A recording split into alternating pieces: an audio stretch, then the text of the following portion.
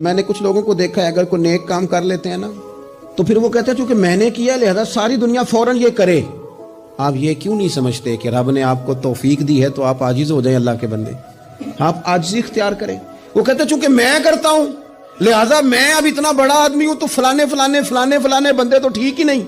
हजरत सादी शिराजी कहते हैं कि तहज्जुद का टाइम था, पुराने जमाने में ना लोग मुसाफिर अक्सर रात मस्जिदों में आके गुजारते थे, तो कहते हैं मस्जिद में लोग सोए हुए थे सारे, तहज्जुद का टाइम था, मैं तहज्जुद की नमाज पढ़ रहा था, मेरे वालिद भी साथ थे, तो मैंने अपने अब्बा जी से कहा ये देखो कितने बदनसीब हैं, नफलों का टाइम है और ये सोए हुए। तो फरमाते हैं मेरे वालिद कहने लगे काश तू भी सोया ही रहता, लोगों के कपड़े तो ना फाड़ता।